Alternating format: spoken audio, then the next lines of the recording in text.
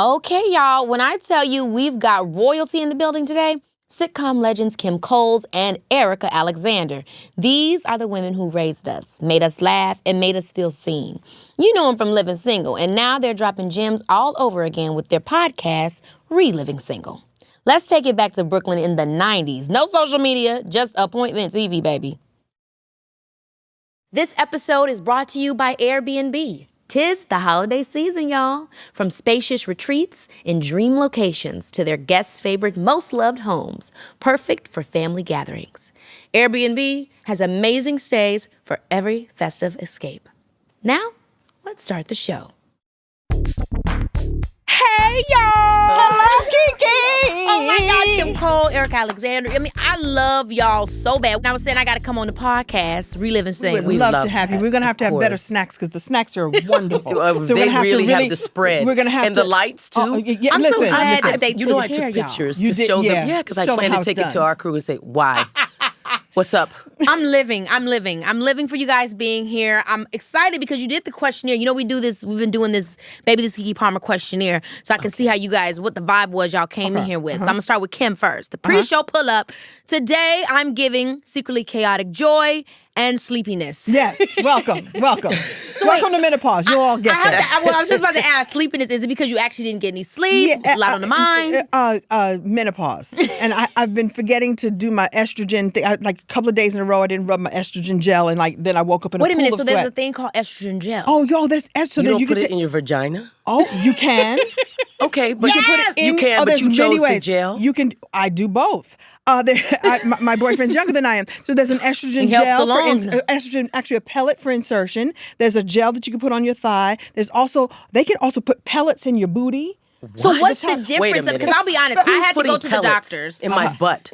It's at the top of your hind parts. It's like a little pellet that slow releases into your system. I've tried it all. There's a patch. Oh my gosh, because I heard about the estrogen. So you're for gonna me, frighten her. No, this is actually good information. Somebody told me you want to actually check all of that stuff before the menopause and things start, so that you know where your levels are, so you know what you need to get back to, so you can feel like yourself. That's actually very true, I think it's important that we had this conversation because I also have a lot of testosterone. Okay. I found that out. Okay. I found that out, and I thought it was I knew based off character. You know what I mean? But when I went to the doctors, they told me, I said hormonally, I'm really just that. You know what that's called? You a woman king. I'm a woman king. I mean, I got the beard to show. Well, no, it's leadership. There's a lot of things that are built into that DNA that are very real. So, It is what it is. So, okay, I love it. We're getting secretly chaotic, a little bit of sleepiness. Shout out to menopause. Today's mood, in one word, grateful. Yeah, indeed. We love a gracious queen. Indeed. For sure. What did you listen to on the ride here? Now, this gives me life because this girl is one of my favorites. All Right by Victoria Monet. That's right. All right. She is so good. I love her. We had her on the podcast. I got taste. Good. You got taste. Mm-hmm. One thing that instantly makes you laugh. First of all, you're so childish and you're just like me. Farting. Always. It's hysterical. Has been from the beginning to this day. Yeah, the only people laughing are the people who are farting. Not the people who are smelling. The one who smelt it, dealt it. It's not cool. I'm always the dealt it. Because I grew up in a household with a mother who thought farting was delightful and funny, and a father who thought it was the most disgusting thing. So I have this warped sense of farting. Oh, don't do it, but do it. But don't do it, but do it. So yeah. Yes, I'm here for the person to do it on set all the time. And by the way, release your bowels. That's so true. You have to release your bowels. You do. It's not good to hold that in. And I also give other people freedom to do so. Fart, be free. She's very impressionable. Yeah, you are just now, reinforcing things that obviously are there. Anyone that knows me is going to be like, yeah, Keke. Yeah. And then I was excited to find out that you're Capricorn. Yeah. That's my perfect match. And then also, your rising is a Sag. My moon is a Sag. Yay. And then your moon is, what Pisces. Pisces. That's what chills me out and gives me the spiritual, grounded vibe. I love that. I love that you're into it. It feels very on brand that you're into the signs. Oh, good. Thank you. Very on brand. Very on brand of Kim, yes. Okay, now let's get into you, Erika. Okay. So today I'm giving grateful. For sure. You guys on the same wavelength. We're going to be. With the side of love. I'm here for that. Thank the love you. is in the air. We're feeling the vibes. Love is all. Today's mood in one word. Ooh, this is really good. And I feel like we all feel like this. Sad, grateful, and then this is what does it say? Disbelief. Disbelief. Why are you sad? Yeah, because of the it's your state, show. I'm sorry. Right? No, ask it. Because of Malcolm. Oh.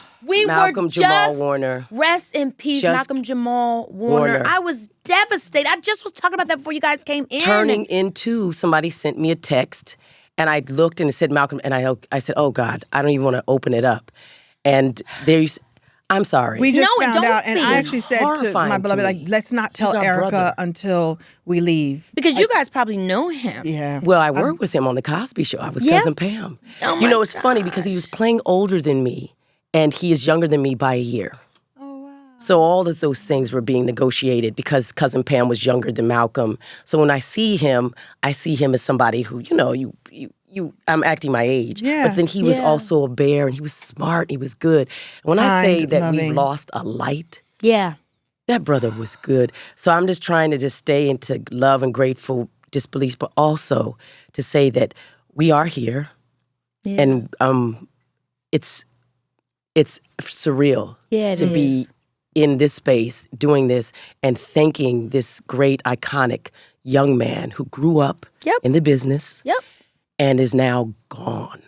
I think it's important to say and important to bring up and just to pay respect to that, because it's like, you know, he is an icon. He's somebody that really we all grew up with, amazing representation. And I wish we could get some of those moments back to watch him on the show. I mean, I know we know what happened with the show being removed, but I do hate that we don't get to see those lights. You know, that we never have those moments again. So rest in peace to Malcolm Jamal Warner. I hate that we lost him. Yes. But what a blessing you got to work with him. For sure. Yeah, know and him. And today and all of this year, I think should be seen as talking about the things that we don't talk about, but also rescuing the people who don't need to be caught up in those things. You know what I mean? Yeah. And celebrating their work. And celebrating them without dampering it with things that they had nothing to do with. Exactly. Yeah. I totally know I get your drift, what you're saying. That's the truth.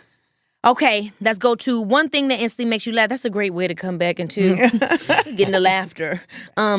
Puppies. Now, what is the puppies doing that's so comical? This, you know, online. But I just thinking of Instagram. Like, why are the puppies Instagram has the funniest puppy thing. So I actually didn't know what to say after I put that. So I said puppies and kids. What I don't know. Hashtag puppies. Puppies are should have said farting. funny. I should have said farting, and then I would have. You know what I mean? Well, I know I should have said. I love to smell farts. That makes me laugh. I love to smell farts. So we really get along. You guys are so funny. And then obviously, last screenshot on your phone. No deleting. Your phone's right beside you, so go ahead. Be real. You know, I didn't know that was a thing, but okay. All right, here we go. Screenshot. Y'all are funny as hell. That's you. That's you. That was me. Aww. I was wanting to show our producers the lighting so we could get better lighting. So I was like, I'm getting a shot of this. Live for this. Get shots of this. When I tell you I no live wonder for she that. looks like $1 million. Right. You know? Look at the shot. But let's be clear, lighting is everything. It's everything. Lighting is 1,000% the difference between you looking like $1 million and looking like 50 cents. It's true. Literally like 50 cents. Quasimodo. Yeah. She said literally 50 And she's cents. backlit and uplit and overlit. I love it. We have the hag lighting. Yeah, we do. Literally. Like, you know? This is what you really look like. Thank you. This is what you really look like. I have great lighting at home. Yes. Yeah. Okay, well, like I said, I'm so thank you guys for answering the questionnaire. Thank you. I'm so excited to have you guys on the show. At Essence Fest, I got to ask how it was for you guys being there. And obviously, every 10 years, there's a resurgence of people loving living single. You guys being reminded of the fact that it's impacted not just your generations, but the continuously generations after. So how did it feel there at Essence Fest to see all that? Mamas, daughters, kids. It's always beautiful there to me, and to see all the shapes and sizes of all of us and all the delicious blackness of all of us and every tone and shade and hair. So I loved it. I've been there several times, but to go there with Erika and to have a moment on the main stage specifically to talk about what we're creating with ReLiving Single podcast was delicious. And Erika keeps saying, and the people stayed, like they came and they sat down and they stayed. And there's a lot of competition at Essence Fest. There's a lot going on. There's music going over there. People giving out samples and all the things. But they came and they stayed and they listened, and it was delightful. Oh, how was the experience for you? Essence is a legacy project that has been passed from each generation.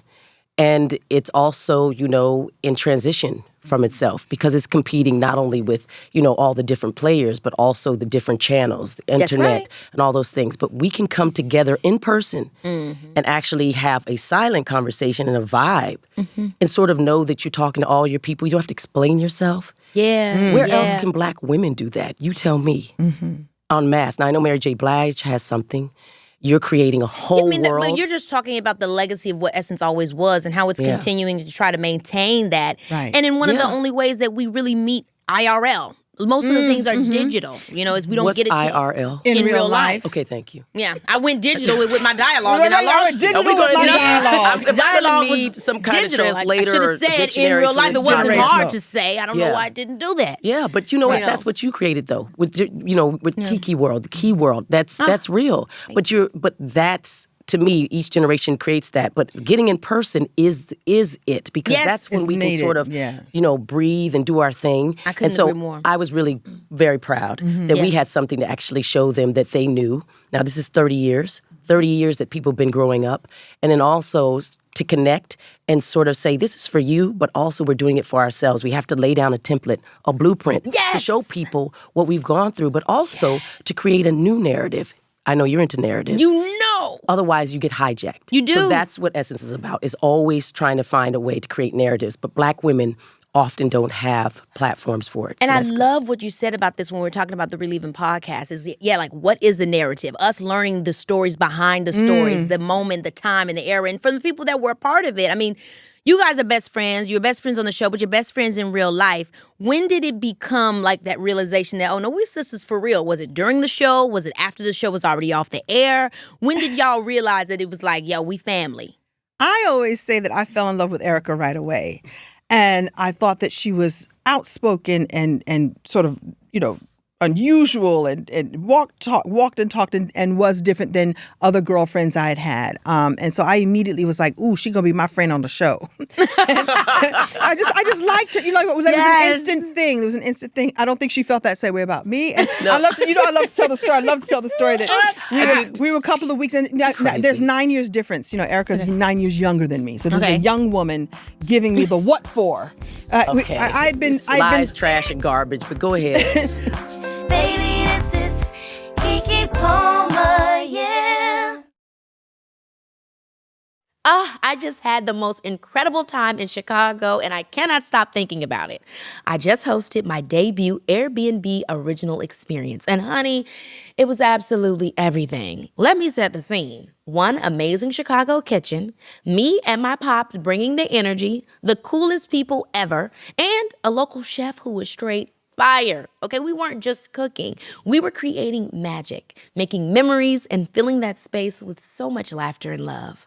This wasn't your average cooking class, okay? We walked in as strangers with recipes and walked out as friends with stories. Dad had the whole room dying with his play-by-play commentary. And watching cooking newbies turn into kitchen pros, absolutely priceless. The food was restaurant level amazing, but what really got me was seeing confidence bloom and watching instant friendships form over every shared bite.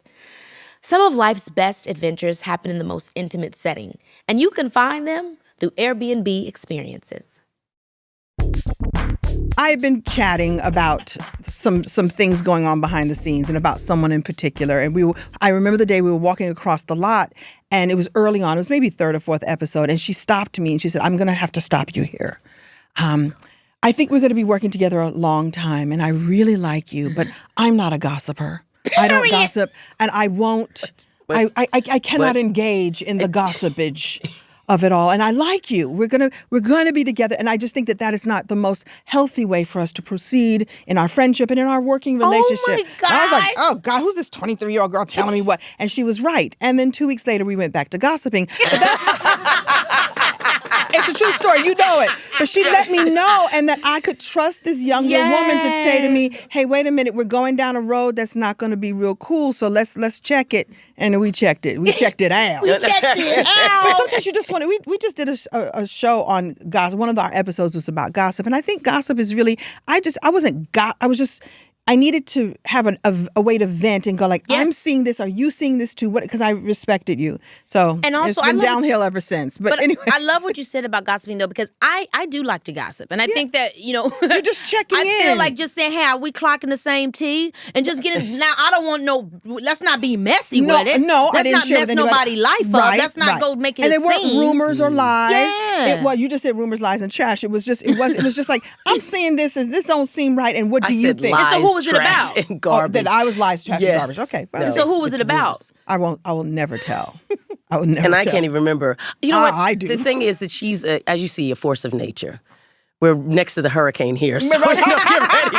Everybody's bringing their own local weather. I'm just trying to stay steady. Why am I between these two freaking people? You are the tornado. I have no darling. idea. Yeah. But anyway, I used to, you know what? Okay, not right away, because she can be intimidating. That kind of energy can be intimidating. Yeah. And so I would come to the set and kind of look and see if she was there already, and then go, oh, she's there. Let me come back. Really? No, I'm lying. Okay, I'm lying. intimidating. But, I had to come in with strong with something. Okay, right. No, here's the thing. You told me that you saw me at Macy's one time before we worked together, and you said hello to me, and I was, hello, how are you? So that is a good question. How familiar were you guys with one another's work before working with each other on the show? Well, she was on in Living Color. Of course. And done stand-up. Yeah, but I hadn't seen the stand-up because, at the time it wasn't. But in Living Color was the biggest thing on. Incredible character work. Yeah. Thank you. Your impressions. Yeah, and I'd been Cousin Pam. Most people hadn't seen what I was doing because I was doing a lot of drama. I'd done, plays off Broadway. I was about to say, you were doing a lot of stage work, too. A lot of stage work. We did some stage work together. Yes. You did? My goodness. We did. We played about 10 Mommy years and ago. Daughter. Are you kidding? Yeah. Yep, that was the first time we met, I think. Unless it was at award shows Sharon or would something. know. Yeah. Mommy But that would was, know. we did I stage together, love that. Yeah. I love that. I love that. But, I admire Kim very much. But what I found out about her that I didn't know was that the thing that she's doing, she's the great connector. Oh. So in a way, you talk about, gossip and that type of stuff. The way she plays it is as a sort of ammunition to bring people together, to make them feel comfortable, to give them immediate permission to speak to each other. We're all laughing. And so she's really great about it. That's her real gift. Thank you. And that is definitely a gift. Going back to that first day, I don't know how you guys got your roles, if it was auditions, if it was offers, but you get there on that first day of set, you find out before you come who's all going to be there. Was it a table read? Well, when did you all get together for the first time and start realizing, okay, we're making a show, and what did you just think about it like going back to that time? A table read. It was a table read. It was a table read. It was. The show, Latifah and I each had deals. They created the show around the two of us. Yvette Lee Bowser was brought in to be the creator. John, Erika, TC auditioned and got the show. Kim was also chosen, by Yvette. She had a conversation with Yvette, was brought in. So the first time we all meet is at the table read. I always say I knew immediately that this felt like, it felt good. It felt great. Partially because for me, In Living Color didn't feel good. In Living Color, sketch comedy shows are notorious for being highly competitive, highly pressurized experiences. And I wasn't used to being in a competitive environment like that. Yeah. This felt collaborative and cooperative, and this felt like home to me immediately. But that was PTSD. You know what I mean? Anything feel better than that. Well, that's life though. Contrast. Yeah, I've come to really love. It's just so interesting when you say that about, because I did SNL. I just hosted. You did. But you did. They would say the same thing.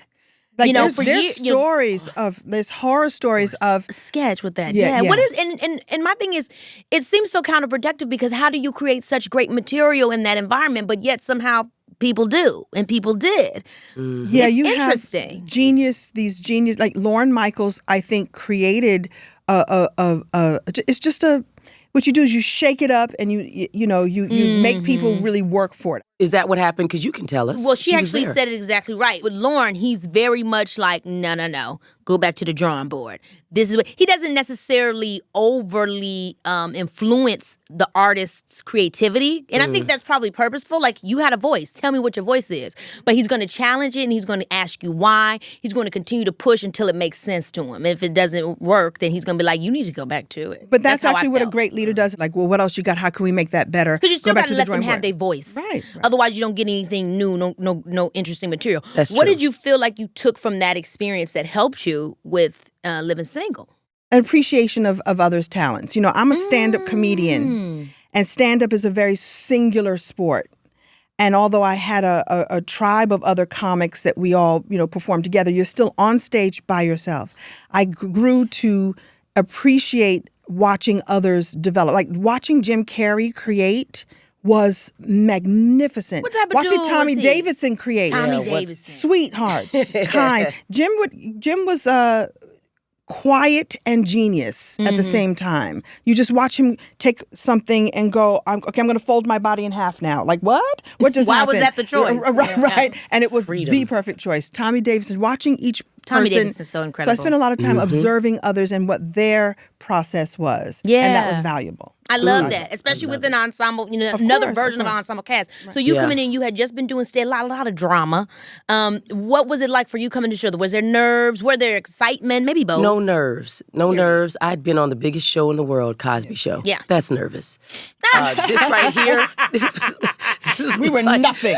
There's the big pyramid in Egypt, and then there's the small side pyramids. I was in the side of my. Once you go in the big house, you ain't worried about the guest house. I mean, really, you're not. I mean, but she's right about something about ensembles. What I'd learned at Cosby Show was that there were two different types of performance happening, and you had to do it simultaneously.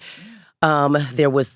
Okay, maybe three. There was the one that was happening on stage with the ensemble that you say, it's not a monologue, it's a dialogue. There's a conversation going on. You have to be open to it. You have to have everybody feel balanced. You throw them something, you let them throw it to you. You can't just step on their thing because then everybody feels pressured.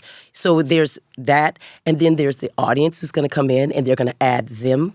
They're another character in it. But there's these cameras. If they don't catch it, then it ain't on stage. It didn't happen. Yeah. So you have to be aware that they're popping in the back and the director's doing their thing. That's being a gracious actor. I really do feel gracious, that. but also aware and also all your senses are heightened. But I didn't understand that on the Cosby Show. I kept asking Mr. Cosby and Ellen Falcone, she was our director. Okay. I said, who do I act for? The cameras or the And that's audience? interesting that you asked him because you had done stage. You had been already doing stage I'd at done the time. both. You'd done stage and TV. And this, and I mean, what I love about multicam sitcoms is both. It's both. It's all happening all at the same time. Both. It's both. But you were kind of conflicted in a little bit of a way. But guess what Cosby said? He said, well, the audience, because he's stand-up too. Yeah. And that's where he's taking his cues.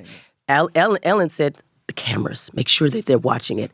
I realized they were both right. By the time I got there, I was like, it's both. But also you have to just stay in the moment and you have to manage the discipline to wait, but to also be ready is what stage gives you. Yeah. And you're not acting for the cameras and waiting for them. You're not in between chilling. Right. You're always Ellen would say, on. stay in the play. Stay in the play. And the comedy is so you worked with Ellen too. Yeah, well, Ellen was she did most of our seasons.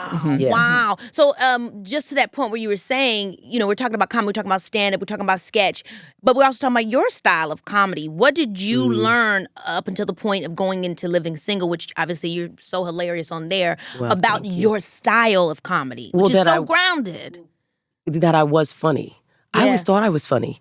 But I wasn't getting that feedback in performance at all because I'd been doing drama. And I was more of a cut-up than people knew. But it's just that I wasn't being cast in those roles. I was Cousin Pam. When I got there, they wanted me to set the table and suddenly, start talking about, condoms.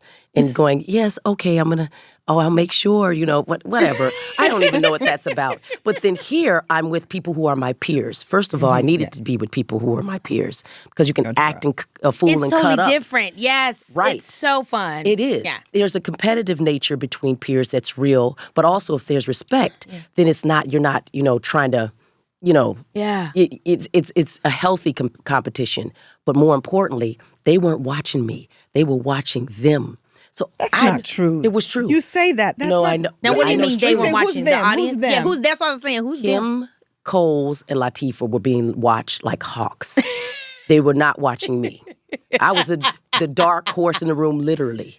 They were not watching me. Oh my gosh, you're kidding. I'm not kidding. And so, and what do you mean by that? You mean the audience is not watching you, the studio's not watching you, or a little bit of both? Let me say who they is. The studio and the network. Cool. Right. They don't watch nobody. No, and plus I think that they were watching also to make sure because, again, Latifah was new in that space. She had not done sitcom. I had. Kim Fields had. They weren't watching her Kim Fields is a veteran. She's a prodigy. I mean, her mother, Please, family, her please. sister. Yeah. Let's say something a little bit about Kim Fields. We should. Because you're a prodigy. It's somebody who comes in, who naturally is gifted, who has, sort of been like the hand of God. Destiny would have found you anyway. Biology is destiny. You have it on your face, but also it's in your DNA. She was like that. And once she got the opportunity, she was in it. She didn't need minding. She just needed y'all to let her talk. You say cook, do her thing. Let her cook. She'd been doing it forever. Now, there were people on the set that hadn't been doing it forever. So they were watching you. I'm sorry, kid. They were. They were watching you and Latifah. And I didn't get notes like they got notes. I didn't get watched. I needed that space to develop who Max was. If people started telling me who she was, I'm such a good girl, I might have done it like, okay, let me do this, let me do that. I just need them to leave me alone. And then suddenly it would click in. But I already knew, but I had the haircut. And that haircut did a lot for me. That haircut's iconic. It is. Those braids, it's iconic. that's I'm the trying new to do the locks. look for a movie now. I literally sent them your reference.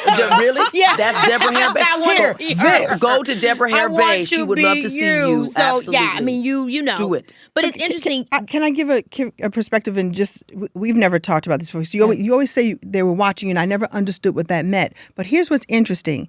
They were watching you, and I'm going to tell you why they were watching you. Okay. Because we're going through, on ReLiving Single, the podcast, we're going through every episode from the beginning on through. And when you look at, as you know, the A story and the B story, you got A stories immediately. You got heavy, not heavy, I don't mean heavy and difficult. I mean, you got really Prominence. Powerful moments, and what did you say? Prominence. And like prominence. They were watching you because they knew that you could bring it on. And so I know you talk about being, one of the last hired, and I see what you're being, saying. Brown skin and living across there's the also- street. there's also So they something- were watching you because they knew that you could. You brought it on home. So somebody knew that you were funny. Somebody knew that you were talented. I think somebody they just that knew you I could handle it But because there's I do theater. There's also Okay. They didn't need to something watch me. interesting that I'm hearing that's being said here, too, is like, you guys had a lot of weight on your back. One of the first things you said was that the show was built on the back of you and Queen. What I said. Mm-hmm. So it's like, what did that Thank feel you. like, knowing that if the show's not a hit, we might be blamed? That's a because good they question. made About the the- show for us. Right. Yeah. I didn't think about it for an instant because Thank once I saw gosh. this whole group of folks, I wasn't concerned at all because I knew that we were each supporting. Latifah, she had done a few sitcoms. I think she had done with Fresh Will Smith. Prince. But also and a few there's this things. thing with us Yeah. with black folks where it's like, okay, we're looking for you to do it, and if it ain't a hit, it's over with. So it can So sometimes what's be funny? this thing. Maybe my Absolutely. naivete, maybe I was just so grateful to be there, and so I'd had a couple of holding deals, and finally this one had landed. I was like, there. oh, right? Yes. And so I was like, I saw who I was working with. I was like, oh, this is going to be, I didn't think about it. Well, also, you it could wouldn't just work. be somebody that had the foresight, that vision to know this Yeah, is it. I did. This will not be failing. This is the perfect could not. situation. How could Y'all we looked lose up. the stuff we were using? But I Come also on now. know Yeah. that there was more watching of you than you know. Just letting you know. Okay. There was. Okay. We can let it go, Kim. We can I let don't it go. want to let it go because we don't talk. No, but it's funny that you didn't feel it and you didn't certainly have a thing. But I think it that's a was. strength that a lot of people should have. And I would like to hope and believe that things are changing in our industry. But we, as a minority, as women, when we get these opportunities, they put all this money behind us. There is a lot of that going on Right. that you really do have to silence. You can't really think about it. It's like my opportunity is my opportunity. I'm going to show up true. and be I'm gonna excellent show up and and do be- my best. No matter That's what true. happens. But the show obviously not only was a hit, but it's become one of the most iconic shows in culture. When did you guys realize the impact of the show? How soon from its airing did y'all realize, we got it, they ain't gonna let up, this is the... Because the folks will tell you, right? The folks on the street will tell you. The story I always tell of we were told that we were a black show, and I know Erika she'll explain to you Her feelings about her feelings about the Yeah. term black show. But we were told that this was a specific audience. This was the demographic. These were the people. And when I was in Bank of America on Santa Monica Boulevard in West Hollywood, and this little old Jewish man came and squeezed my arm. I love you girls. I love that show. You girls are beautiful. You remind me of Brooklyn. I love all of you. And he kept squeezing me. And I don't know if it was harassment, but I was taking it. So I live for you, remind me of Brooklyn. You tell the queen I love the queen. I love all you girls. You girls are beautiful. I love it. I knew that we were a hit because that wasn't the demographic at all. But he got it, he resonated, and he loved But that's the thing when you play truth. And I always tell this to people, whether you are Black, whether you are Latino, whether you are whatever people consider to not be mainstream, everybody wants to see everybody's life. Yeah. You know, I want to watch something that I've never seen that doesn't mirror me. So why wouldn't somebody want to watch my world when it doesn't mirror them? And also look to see how they can find the resonance. Like he resonated with it and it meant something to him. 1,000%. Yeah, but that's what segregation is about.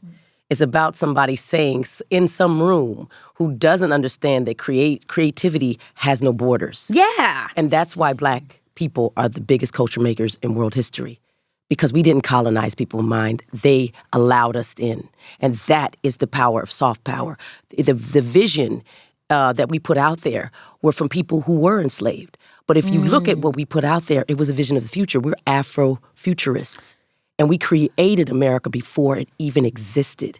But we did it through the only means we have, which was the power of speech, the power of moral authority, but also creation, creativity, music, dance, all of that. But then so much of that also, which I'm sure we've felt, is the performance of survival that sometimes ends up making you flamboyant. Like my mom has this story about me when I was a kid, and I think it's like when I really realized that my form of survival would be performance. I was about to get a whooping, okay?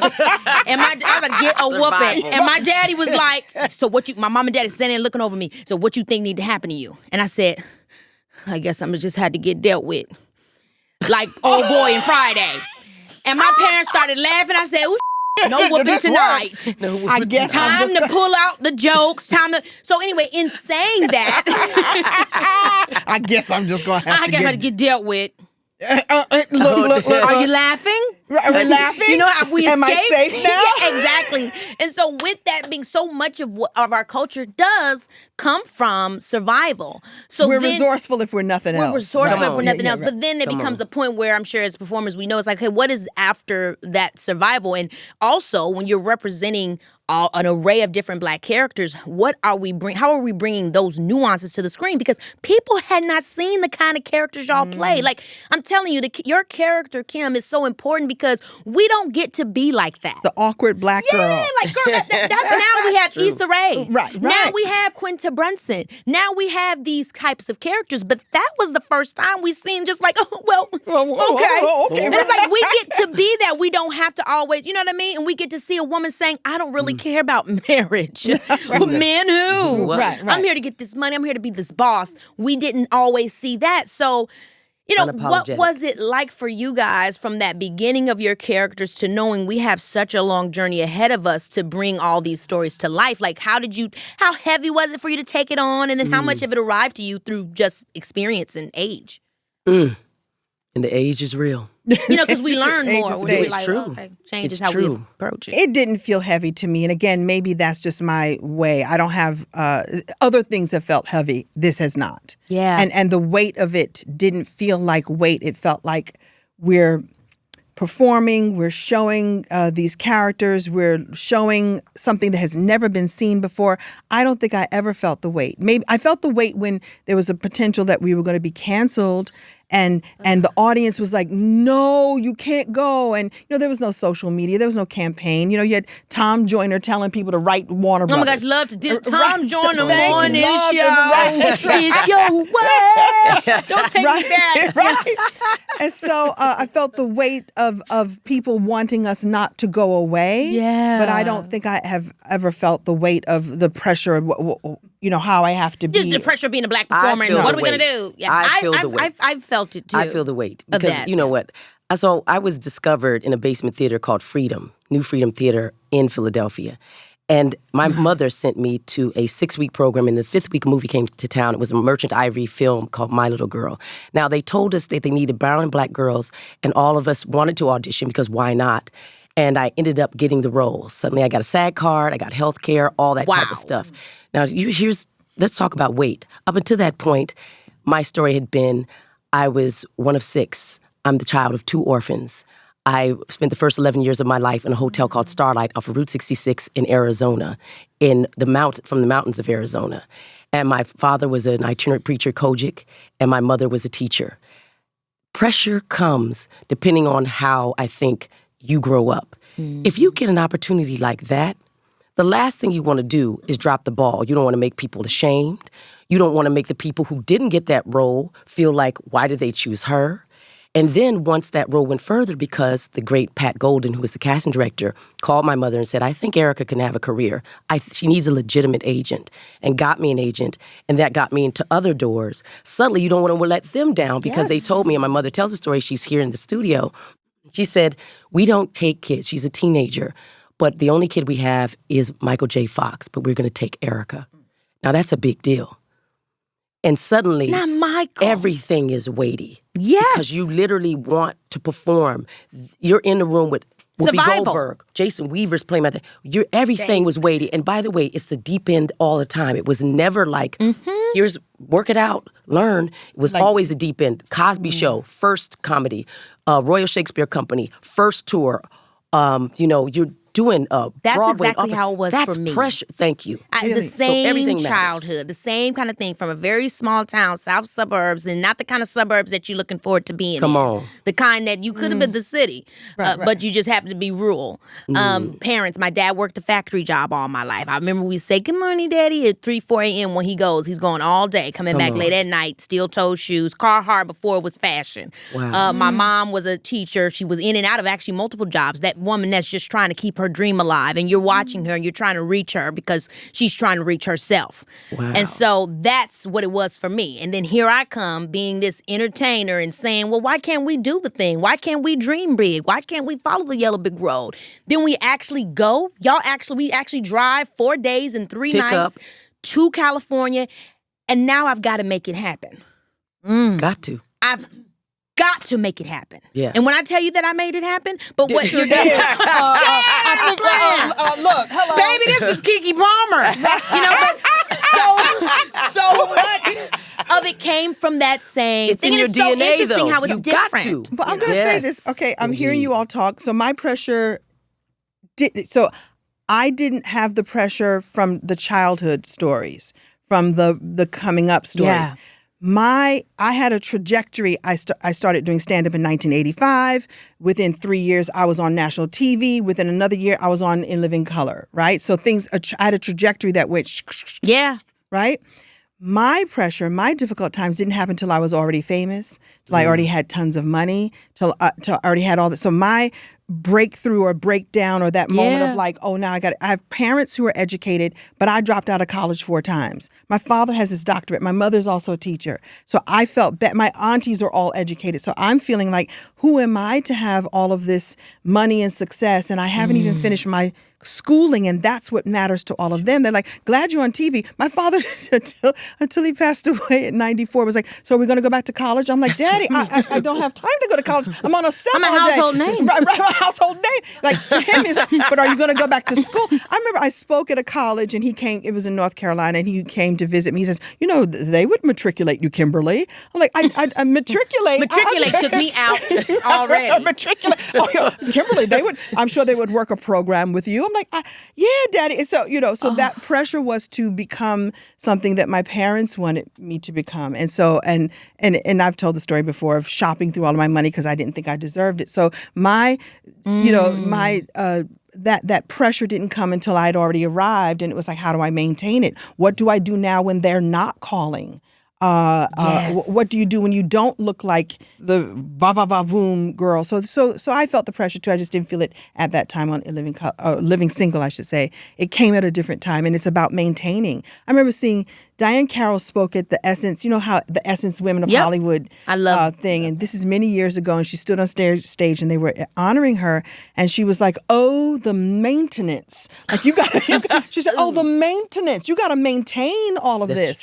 Or then, you look, so there's that pressure that I feel now. I didn't feel it at the ages that you all were. So what do you do with that, right? Like if we're going back to that time and that era of Living Single when it first came out, and then who you were then and who you are now, and how you looked at performance then and how you look at performance now. I want to know the difference because, for me now it's 23 years or so, and I'm at the transitional point of how I feel about performance. I always will love performing, but it changes for us. How has it changed for you is what I'd like to know. That's so a bit of what I was saying is my performance used to come from survival. It came from not necessarily that it wasn't joy, but it was a joy in rebellion. It was, I'm going to be happy in spite of. I'm going to make this happen because I know I can. But now it's like, I'm good. You know, it's like, I don't have to, like, who am I saying that to? The conversation with the audience has changed. So it changes the way that I approach performance. I'm not telling it from the place of joy for rebellion. I'm telling from the place of joy as embodiment.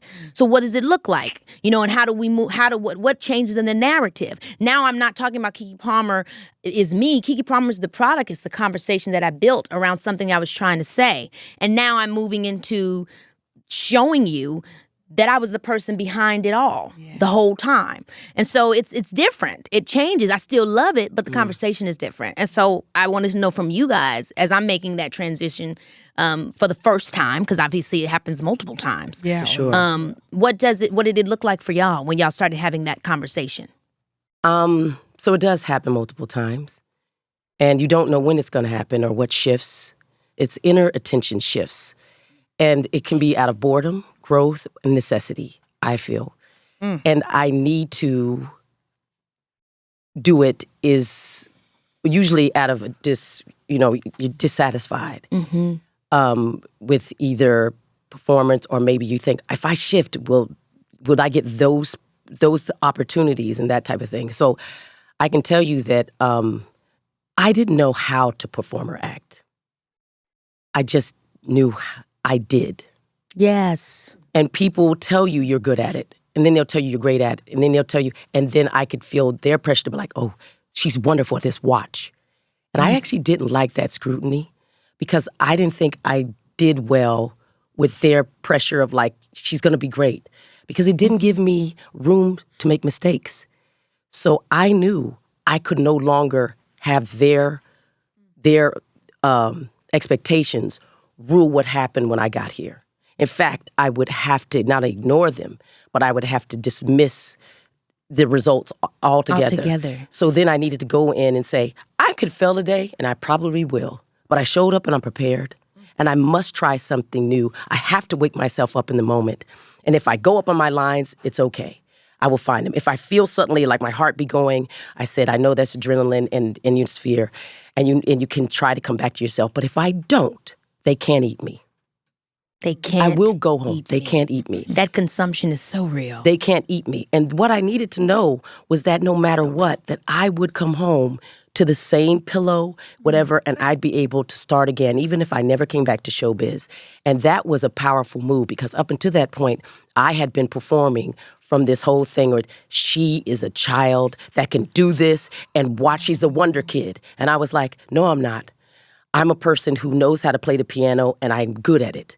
But if I can't make my own mistakes on that damn piano, then it ain't my piano. It's yours, and I'm playing your music. So let me let it go. Let me make my mistakes. I don't care if I don't cry today. It doesn't need to happen. I can do the truth of who I am in that moment and still get a beautiful scene out of it. But you know how long it came before I had diseases of stress. I had breakouts. I had all the crazy stuff that you had. I couldn't even sit one time. I was doing a miniseries, and they put a chair down because I couldn't stand. My back, it was crazy. It's stressful. It was stressful. But then later on, I thought, okay, I'm doing better.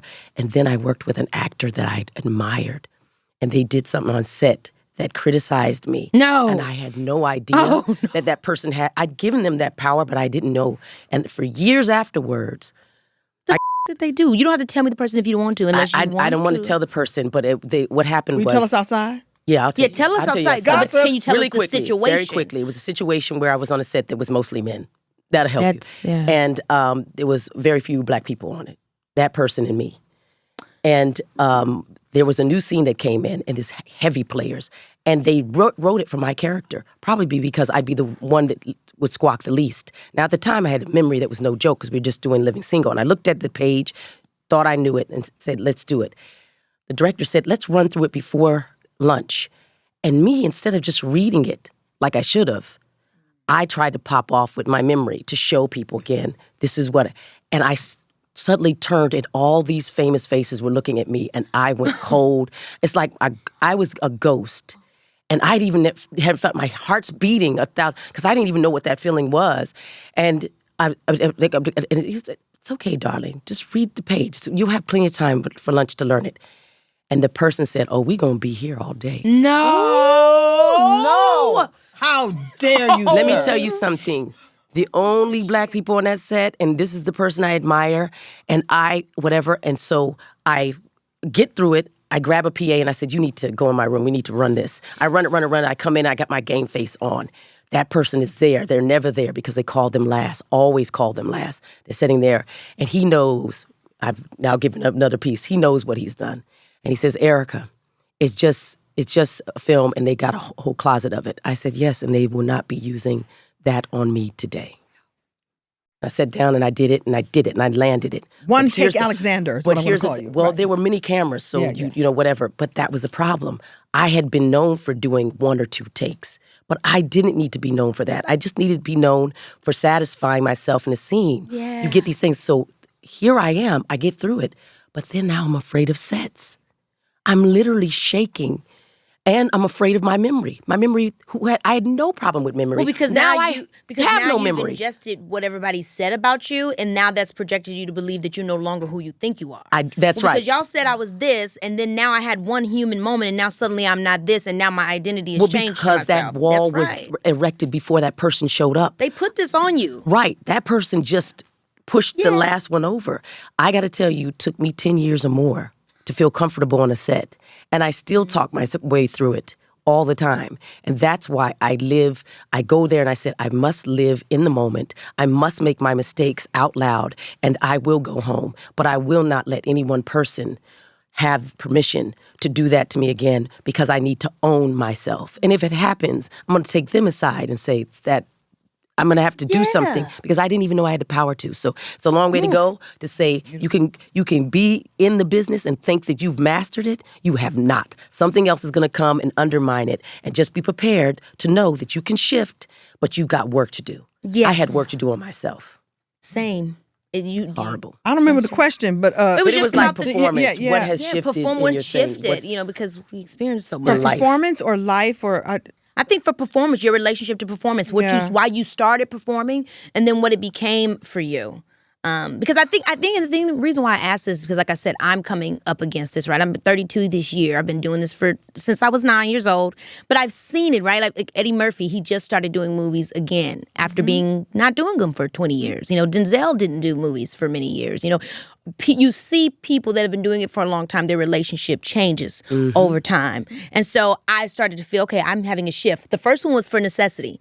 I went from traditional to digital for necessity. And then now it's more just I've matured into someone new. I have a child now, and so I'm just curious for you.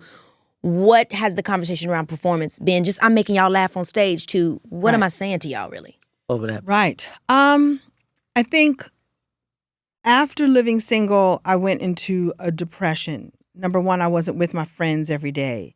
Number two, I wasn't getting that check every week. Girl, Number three, I wasn't hurts. getting that free food all the time. I went into a shopaholic. My vice was shopping. Some people smoke and drink and have sex. Mine is shopping. I shopped it all away. Part of it, the self-worth. I don't deserve having this. I'm just a girl from Brooklyn. I don't deserve any of this. I just watched, Carol Burnett on TV, and I was like, that's what I want to do. I didn't go to school for it. I was, so that whole coming to it and having trajectory quickly and feeling as if I hadn't fully prepared for it.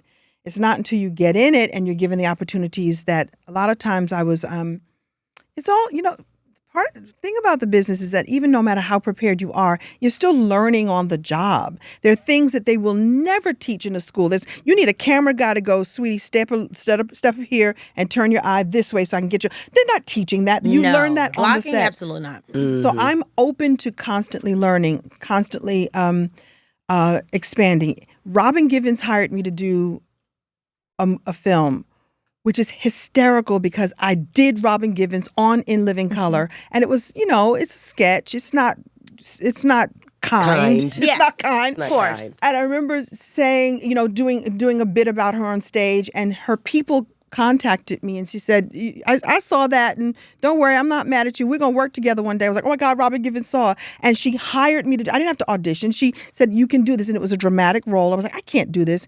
And on the set, she was there and saying, stop. Because I would go to comedy because that's my safe space. She was like, stop it. She's this big. Yes, got in my face. Stop that. You've got this in you. That's why I got you. I knew you got this. Let's do this. I'm like, okay, Robin Givens. And so I was willing to be, shape-shifted into something new. And so I think the answer is being willing to grow, being willing to learn, being willing to have someone tell you, I see something and I'm going to find it in there and we're going to work it together. We worked together to find this moment that she as the director could see, on her video village monitor, that I was like, I'm just going to go to comedy because that I can do. Now that would be fine. We got that take. Now let's get something else. Like, how dare you, madam? I will imitate you again. No. Okay. So anyway, the answer is, I think, just being willing to grow. Look, okay. One thing I said I would never do other than porn. Why would I? And no one's asked. Thankfully. Yeah, well. OnlyFans is going to send you something. OnlyFans, I might need to buy some more hair, so you do what you got to do. Baby, this is Keke Palmer, yeah. Y'all, the holidays are coming up so soon. And you know what that means. We've got some serious shopping to do. But I'm not even stressing, okay? Your girl stays prepared, and I know exactly where I'm headed to make it all happen. At Ross. They always have what you need at the price you need at this hella expensive time of year. Yes, it's holiday decor like plates and candles to keep your home looking festive. It's gifts from toys to sweaters for everyone on your list. Whatever it is all at Ross, 20 to 60% off other retailer prices. And we haven't even gotten to the looks yet. Between all these holiday gatherings, parties, and dinner invites filling up on your calendar, you're going to need multiple fits for all these functions. And trust me, when I tell you, Ross has got the range. Every single vibe you're trying to serve this season for every piece of the holidays, and all for less. So take it from me, show up and show out this holiday season. Period.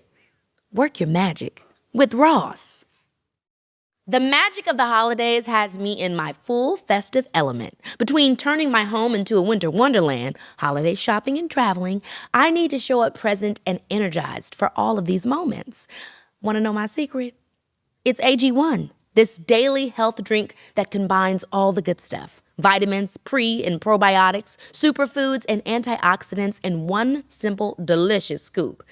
I love that AG1 sources the best and highest quality ingredients they can find. Since making AG1 part of my mornings, I've noticed my energy levels are thriving and my digestion is improving. And these flavors, they understood the assignment. I live for the tropical blend, but they also have original, berry, and citrus options that'll have you excited to start your day. And get this, AG1 is dropping their best offer ever. Head to drinkag1.com/Keke to get your welcome kit. Vitamin D3 plus K2, AG1 flavor sampler, and their new sleep supplement, AGZ, for free, which has been a game changer for my nightly routine. That's just $126 in free gifts for new subscribers at drinkag1.com/Keke. Your wellness routine is about to be that girl. I said I would never do a soap opera. I'd heard the rigors. I will never do. Why would I do? First of all, the amount of memorization, how quickly they move. It's 40 pages a day. You got to learn. You got to, and it's like just no, thank you. And then I got a call to audition for Days of Our Lives. We've created this role. It's yours to lose. We're going to read you for this role. I got Angela Gibbs, Marla Gibbs' daughter, to be my coach for this. I can humble myself to go, I can't do this on my own, and I don't even really want to do this. Let me get some help. Angela, will you coach me? We just worked together on a show, and we did a 2-3 hour session to get me ready just for the audition, and I got it. And I thought this is the thing I said I would never do. Oh, but it's so cool. It's so cool. I grew so much. I'm now working with Deirdre Hall, who's been in the business for 750 years. Jim, what's his last name? Jim. Oh, listen, the memory. They look, they go, got it. And I'm like, she's 700 years old and she's got it. That's what keeps them young and nimble. And I think we get so, in our industry is so strange. Like, we get into these places where suddenly we decide things are no longer in, or like where it's like, you'll have this idea about soap opera, but it's like, this is a genre. It's a genre. This is an incredible genre that kept television on. Let's not be years. silly. Grandmother didn't watch her found stories. stars. Right, I did a 20 episode arc as incredible. this psychopath nurse. I love the drama. Kidnapped a man. And if you're looking for the all-black version, turn on anything Tyler Perry. Right, exactly.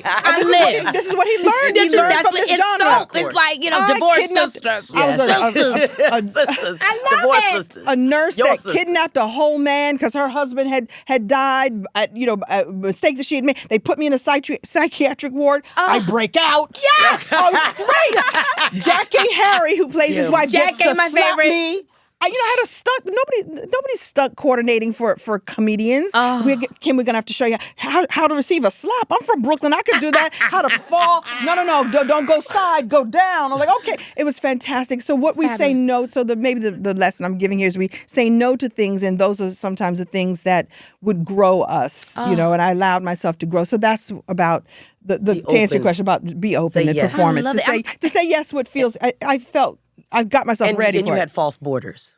What do you mean I had false borders? False borders. You found you had a false border. Oh, I had a false border. I hope. What's the new black soap opera? I hope they call Divorce Sisters. I'm telling you, Tyler be doing it. Beauty in Black. Yes, I'm ready. All. And then you turn and you have to look and they say, hold it. Yes, hold it. I'm still holding it. Hold it. Yes! I got it. And then they put that music on. I got to be dramatic. And I love when it's like you will not steal my man. And when the shows have been going on for like 30 years, that even the kids of the kids come back and it's like, I am your mother. Right, I am your mother. I love that. It's so good. Anyway, it's so good. Yeah. ReLiving Single, the podcast. Yes. I just want to touch on a little. We've talked about all the things with the show, but I just, with the podcast, you kind of re-enter from a new perspective these episodes and the conversation. I'm curious with you guys hearing about dating for millennials and Gen Z. The fact that some of those episodes still relate to us now, what are the ways that it doesn't, that you think the dating scene has changed, that living single, if it was here in today's day, would say a totally different story? Swipe right culture. It's the apps. We didn't have that.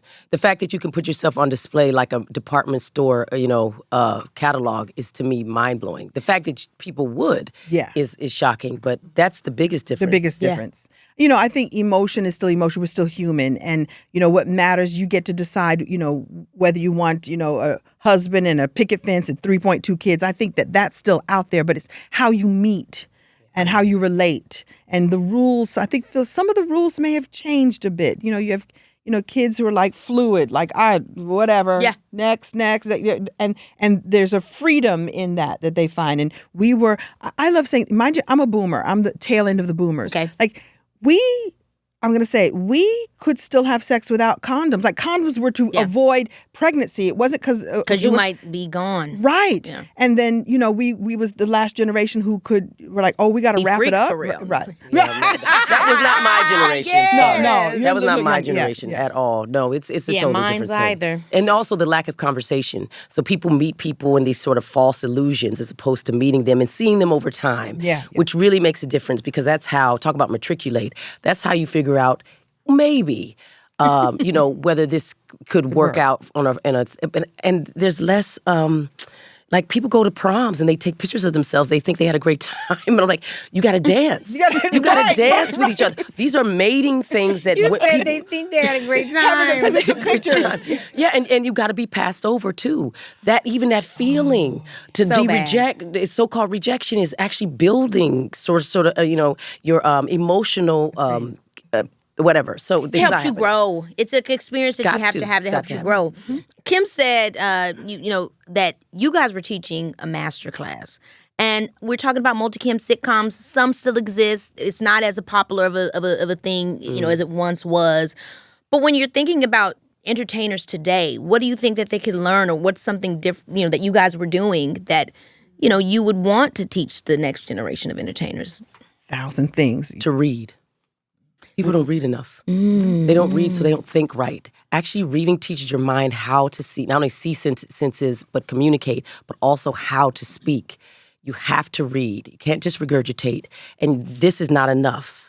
It's got to be something where you sit down and enjoy a story from the front to beginning and middle, because it's teaching you about narrative. And narrative is important. If you're not in the narrative game, you're not in this business. You're not in the world. Everything is controlled by narrative. But if you don't know how to build them or how they build, conflict, all these things, humor, how do you put it together?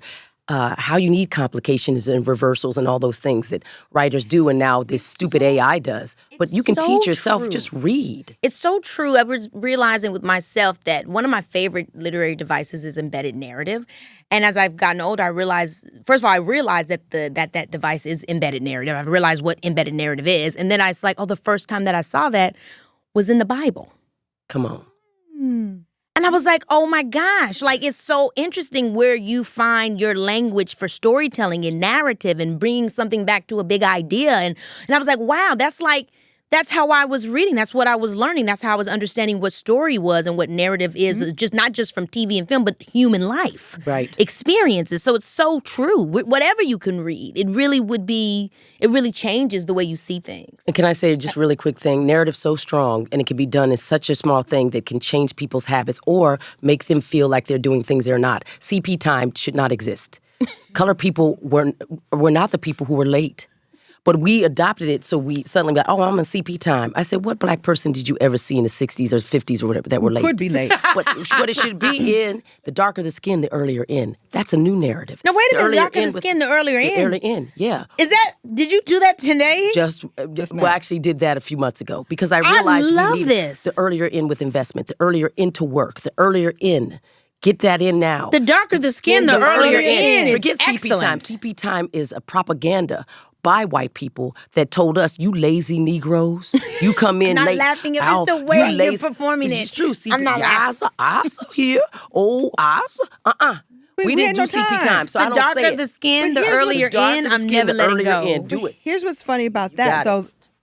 Lots of cultures have their own relationship to time. So if you talk to Greek people, they say, we're always late. You talk to Italians, we're never there. So we each have that propaganda has been put on each, and they take it on like an Indian wedding. It's going to be 17 days long. But it doesn't have as much weight with the fact that when black people take it on, African Americans who built this freaking nation, they mean that we were late.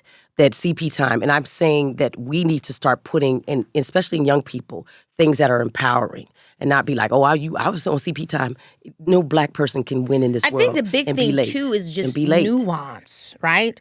I know a lot of folks that's late. And I know a lot of folks is, the darker the skin, the earlier in. So I think it's nuance. And in this day and age, the one thing that does excite me, even though digital, we can have our ups and downs with it, is it does offer you the reality that we're not a monolith. Women aren't a monolith. Please. The gays ain't a monolith. The blacks ain't a monolith. The Greeks ain't, whatever. We can go in and list and list and list. Is it because the problem isn't, that, there are some unrealistic and unfair propagandas. It's that sometimes those are the only narratives you hear. Right. You need multiple different perspectives in order to portray a real truth. Sure. Erika says read, and I say also explore. Get out of your 6-block radius. Allow your mind, travel, experience, learn, meet new people, go to different kinds of churches, different kinds of experiences. Go learn to do something that you never thought that you would do, just to have the experience and to open your mind. Open yourself up to it. I was telling my boyfriend that there was somewhere that I went that I had never experienced. The first time you go to a restaurant and there's it's a white tablecloth restaurant, and they have that little tool that takes the crumbs off the table. That little thing. I love that, but I always ruin the damn table itself. Right. But the first time I saw that, I was like, what are you doing? He said, well, I'm taking the crumbs away. That I didn't know that a tool like that existed until I was the Gilded Age. Right. Well, that's available to you now, but in my early 20s, I didn't know what that was. No, seriously. Right. So you allow yourself to experience new things. Yeah, I couldn't agree more. Well, I always play a game with my guests, and I'm so sad that we're coming to the end. I feel like we time warped in this conversation, and we were just having so much fun. But, because we're talking about living single, I thought we'd play the all living single matchmaker edition. And a lot of people think that being single is bad, but no, honestly, it's a choice half the damn time. So I'm going to give you guys a list of different available open women, tell you a little something about them, and we're going to pick a celebrity match for them. Oh, I love it. It's a little fun, just a little theory. Okay. Here we go. I'm good at this. I'm good at this. I'm good at this. You are? Have you ever done it before? No. I'm good at this. Of course. Tracy Ellis Ross. Oh. She's funny, grounded, radiant, never compromises. She loves her alone time, but if someone could join her joyfully, who would it be? You ain't got no choices for us? We got to pick? You want me to? It's for y'all to pick. Oh, my goodness. I'll jump in one once y'all after y'all. Wow. It's got to be somebody, I think, unfortunately, younger. And she said she was down with... She liked younger. She want younger. She needs younger. Gosh, you know what? Does it have to be somebody that's free? Because I don't know if they're free. No. When we mean no disrespect, but if they're not free, it's just for the game. Okay, good. No disrespect. No disrespect. No disrespect. I would say whoever it is, it would have to be someone who has his own. He is solid in his own business, has his own money, that he's not there with her to see what he can get from her. You know who I think that she would have fun dating? I don't know how serious this young man is about women and stuff like that. Like, I don't know if he's like, I think what I'm appearing and thinking of him, I think he could be a great long-term partner for her. Damson Idris. Nice. He's young. Nice. Wow, he's pretty young. He has it together, but 37? She liked that. 37. He ain't 37. He younger than me. He's like 28, 29, right? Oh, no, that's too young. No way. He's young. And how old is she? How old is she? She's 53. Yeah. But she said she liked young. I recommend no more than... Ta-Nehisi Coates. Who's Ta-Nehisi Coates? He is the writer of, Between the World and Me. Thank you, love. Between the World and Me, Ta-Nehisi Coates. Okay. There'll have to be somebody intellectual. So I don't know who it is, but someone intellectual. Y'all like, he's too young. Has his own. And I would say don't go any younger than 15 years younger. No younger than 15. Okay. So that's what Damson Idris. That's interesting. Okay. 33. Okay, well, he's older than Damson's me. 33. Okay, I thought he was... Damson's 33. That's not that bad, guy. The woman who played his mother in F1 was 37. Supposedly. Wow. Damn, she was right there neck and neck. Yeah, it doesn't make sense. That happens all the time. That's what I'm remembering. That's crazy. Right. It happens all the time. The wiki is wrong. That's how I felt about Zosha Rockmore Forever. Her and the girl that was playing the teenager were about the same age. About the same age. Yeah. Happens all the time. Okay, here we go. That to you. Halle Bailey. Oh. Okay. She stepped into her womanhood. She's a mother. Obviously a superstar. If she were to entertain a future partner, who would match her softness and her star power? Donald Glover. They would have been cute. Obviously, he's married. Yes, nice. Just a very interesting matchup. That would have been cute. Nice. Yeah, and he's weird and wonderful and creative, super creative, and they could play. I love it. Yeah, that's good. Right. I love him. That's a good one. That's a good one. Okay. Love. Okay. Gayle King. Oh. Okay. Auntie Gail's been booked and blessed all her life. But we want to see her in... all her life. We want to see in her companionship era. Yeah. And don't say Oprah. I'm just kidding. I would never. No. But you see when they talked about it recently? Like, couldn't you believe people try to say... But it has to be a man who would be okay with Oprah being the best friend. And that they're cool with their life. Senator Cory Booker. Damn, you're good, actually. Yes. No. Because they're political. No. You have to, how old is he? Senator Cory Booker, he's younger than Gayle King. But what I like about him is that he's political. He lives in Jersey. I'm just saying for her, that might be an interesting person. What I love about him is that he's so earnest. There's an earnestness in him. He's a good. Yeah. He's a good. He's a good. He's a good. Okay. But who do you say then? I can't think of individual. Like when I leave here, I'm like, oh, it should have been so and so. Again, it would have to be somebody who is okay with her. Like you got to her having such an individual life. Mark Lamont. Mark Lamont Hill. Mark Lamont Hill, guys. He's not too young. But he's smart. Come on, y'all. Don't throw me. Come on. Mark Lamont Hill, I love. Yeah. Okay. I love him. Super smart. He could go toe to toe with her on any conversation. I love Philly. him. Yeah, I love him. Okay, wait. This is a fun one for you guys. And he's strong as a man. Yeah. I love Mark Lamont Hill. Yeah. Okay. So this is a fun one. I can't think of some person. She's a boss, a mama, one of America's favorite multi-hyphenates. Oh, you. Yeah. Who is worthy of stepping into Keke's world? You know who I would like for you? Someone like Serena's husband, Alex. Alexis, what's his name? Oh, Axel Honey, somebody rich, super rich. That would be super lovely. Like that go would be do lovely. you like? I feel like his He's support so- of her is like, and Oh when my people gosh. come for She's her, the fan. he He's writes the fan. his comments like You need just defender, a great defender. unique defender, and it got enough money to go. You can't cancel me because I will make something and sell it for $1 billion. Yes. So go ahead. Yo. He would love on someone like that. Who would love Alex on you. Ohani. Yeah, someone like that. Okay. Like go do you, and be watching on the side while his millions are making millions. Yeah, that's what I want for Well, you. you know what? I might have said Idris, who you said. Interesting. The one that you Damson? talking about. Damson. Really? Because that's interesting. But I think that... What makes you say Damson? Well, makes you say Damson? Well, you obviously like him. But, I got a new guy. He's a dark horse. He made. His name is DeAdrian Lester. Who's DeAdrian Lester? Burley Mack. Really great actor. Right there, who's dying. And if I don't say him, Don't say he's he's dying if I don't he's say one of the him. best people I know. He's a fantastic performer. And I know, Yes. and I tell you, DeAdrian would be Wow. like, let me tell you something. That's Burley You need Mack. somebody who's Burley down Mack. to earth, And he's someone who's going to help you make the chicken wings, but also Yes, definitely but also- down to earth. Down to earth, you and can't- building and becoming. building. Okay, But you know what? I'd like to think about that with you because I actually think that there's a lot of people who would be strengthened by you, and also there's a part of me that knows that there's a lot of growth, Yes. and so I don't want anybody to think that they're the growth for you. Yes. That's wrong. That's so true. It's so big for me that a man's not the They center have of to my be storyline. delighted by all this energy. That's and There's a right. lot of people who suppress it. No, you have to be delighted. But I just want to see who's at. And I think they might be in a different country.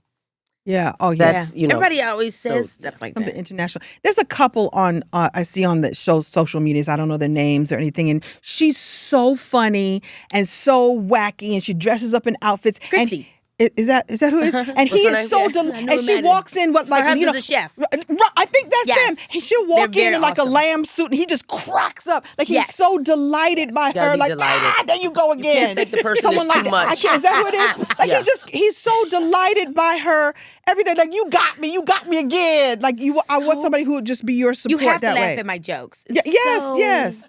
imperative. Yeah. Oh, and someone who would make you laugh too. Someone who you could take it all down and just curl up and lay up in him, and he could hold that for you too, because that's needed too. That's needed. So Yeah. true. Yeah. Okay, so DeAdrian Lester, Damson Idris type vibe. There you Right, go. right, There you Got go. it. Okay. There you go. I'm gonna put that in Someone there deserving to the of you. AI later on. Yes.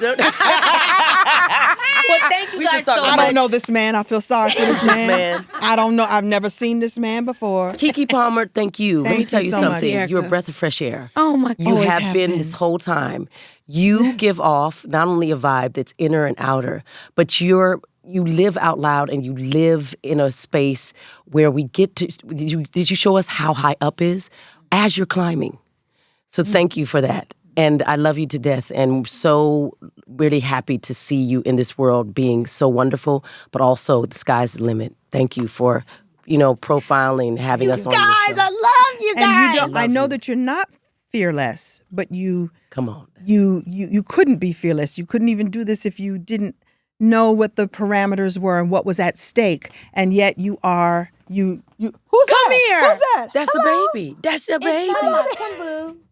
That's the baby. like, You done messed me up. That was Never the mind. energy was too much. Yeah.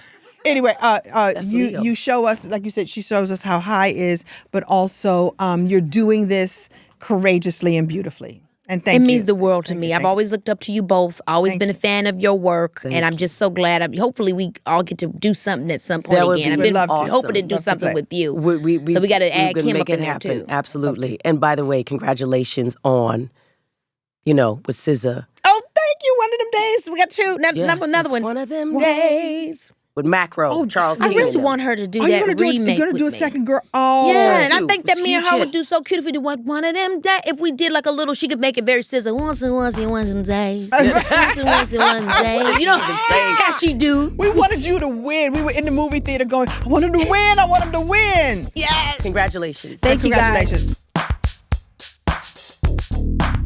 Kim, Erika, and the whole Living Single cast, I love them down.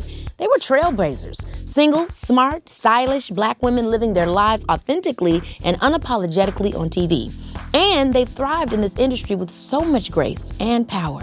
The culture still feels their impact, and so do I. Baby, this is Keke Palmer. Baby, this is Keke.